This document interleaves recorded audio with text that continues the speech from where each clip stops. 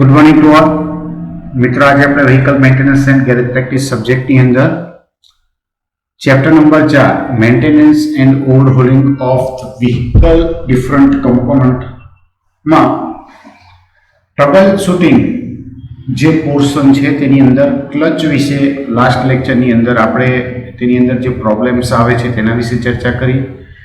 આ પ્રોબ્લેમ્સ માટેના કયા કયા કારણો છે અને તેને કઈ રીતે સુધારી શકાય છે તેના વિશેની ચર્ચા પણ આપણે લાસ્ટ લેક્ચરની અંદર કરી ગયા. આજના લેક્ચરમાં તેમાં બાકીની જે ટ્રબલ્સ જે છે તેના વિશે આગળ વધીએ. તો જોઈએ, સૌથી પહેલા આવે છે clutch is running partly disengage too much friction in release mechanism. Clutch જે છે તે ઓછું ડિસેન્ગેજ થાય છે અને વધારે ફ્રિક્શન રિલીઝ મિકેનિઝમની અંદર જણાતું હોય. તો આવા કિસ્સામાં પોસિબલ કારણ છે release bearing clearance too tight, એટલે કે રિલીઝ બેરિંગની અંદર જે ક્લિયરન્સ રાખવામાં આવ્યું હોય તે વધારે પડતો હોય. પછી slave cylinder not returning. Slave cylinder જે છે તે પોતાની મૂળ પોઝિશનમાં ના આવતો હોય. And cable binding or partly seize. Cable જે છે તે ત્યાં જમા થઈ ગયો હોય, બાઇન્ડ આઉટ થઈ ગયો હોય અથવા તો ચોંટી ગયો હોય. રેમિડીઝની અંદર જોવા જઈએ, reset the adjustment to specify setting. જે નક્કી કરવામાં આવેલા સ્પેસિફિકેશન પ્રમાણે સેટિંગ જે છે તે પ્રમાણે તેને રીસેટ કરવાનું અને એડજસ્ટ કરવાનું. રિપેર ઓર રિપ્લેસ. જો જરૂરી જણાય તો અમુક કિસ્સામાં રિપેરિંગ કરવું, નહીંતર તેને રિપ્લેસ કરવું. And renew defective part. અને જો કોઈ પણ પાર્ટ્સ ખામીવાળો હોય તો તેને રિપ્લેસ કરી દેવાનું. Clutch plate facing Warne out.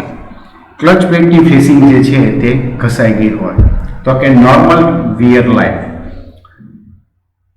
ઘસારો જે છે તે તેના ઓપરેશન દરમિયાન, લાઈફ સાયકલ દરમિયાન નોર્મલી હોય છે, બરોબર.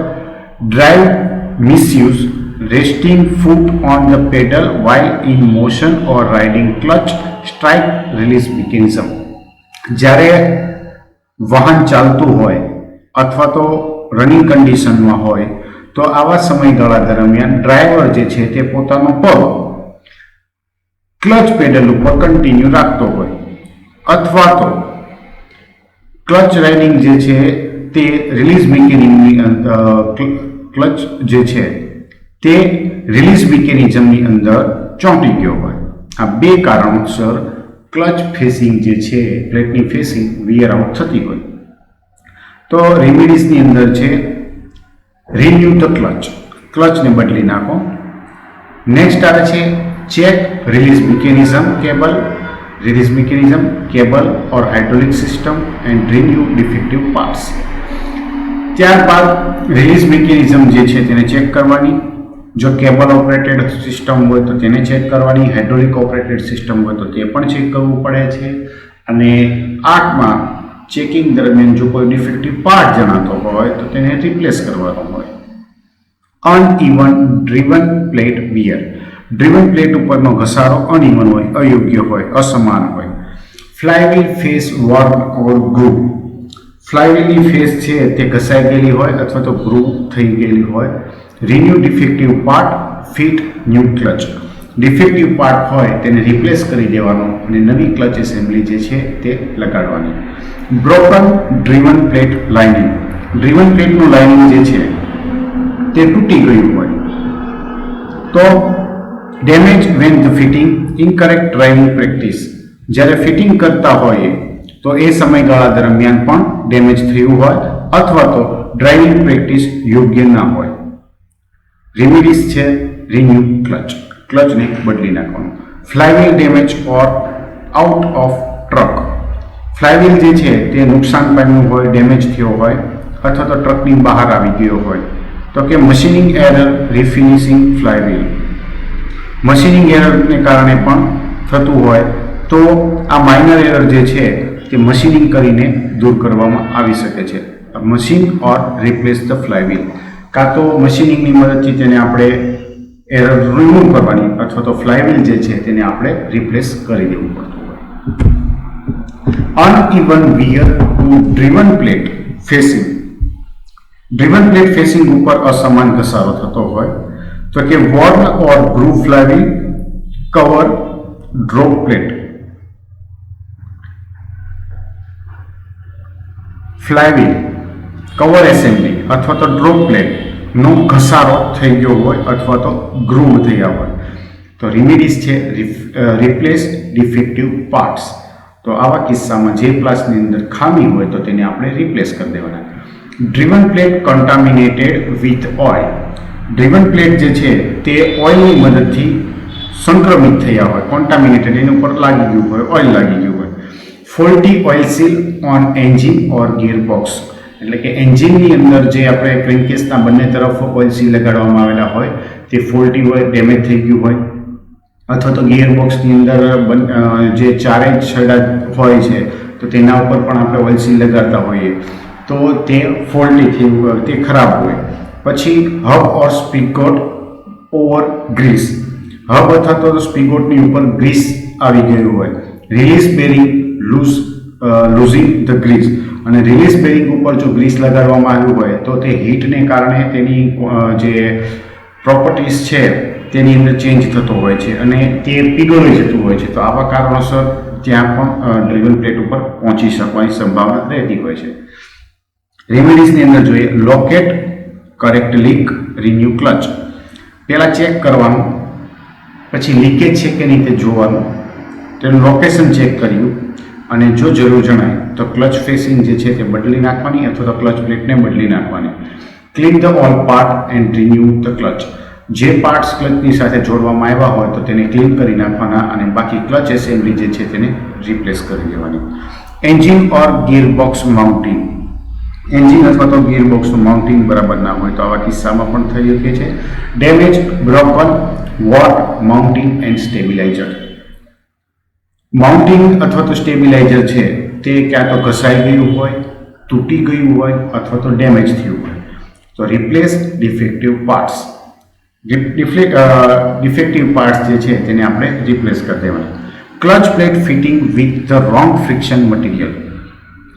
ફ્રિક્શન પ્લેટ ઉપર જે કોઈ પણ આપણે ફેસિંગ મટીરિયલ લગાડીએ છીએ તો તે ખોટું હોય તો તેને કારણે શું થાય તો કે રોંગ ફિટમેન્ટ બરાબર થતું નથી. તો fit correct part of the friction material. Friction material જે છે તે પાર્ટ્સ ઉપર યોગ્ય કેટેગરીનું ઉપયોગમાં લેવાનું. Worn spigot bearing. Spigot bearing જે છે તે ઘસાતો હોય તો કે worn or misalignment bearing or worn spigot shaft. Bearing છે તે કાં ઘસાઈ ગયું હોય અથવા તો તે મિસ થતું હોય અને સ્પીગોટ શાફ્ટ પણ ઘસાયેલો હોય. તો આવા કિસ્સામાં ઉપાય એક જ છે કે ડિફેક્ટિવ પાર્ટ્સ રિપ્લેસ કરી દેવાના, એટલે કે રિપ્લેસ ડિફેક્ટિવ પાર્ટ્સ. પછી આ છે broken driven plate lining. Driven plate ઉપરનું લાઇનિંગ જે છે તે તૂટી ગયું હોય તો કે damage when the fitting and incorrect driving practice.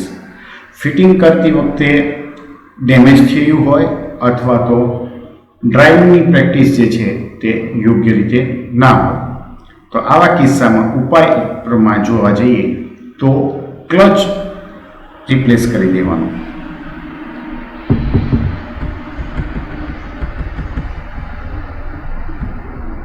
Next આવે છે worn spline in drive plate. Drive plate ઉપરના સ્પ્લાઇન્સ જે છે તે ઘસાઈ ગયા હોય તો કે primary gear bush worn, excessive gear end float.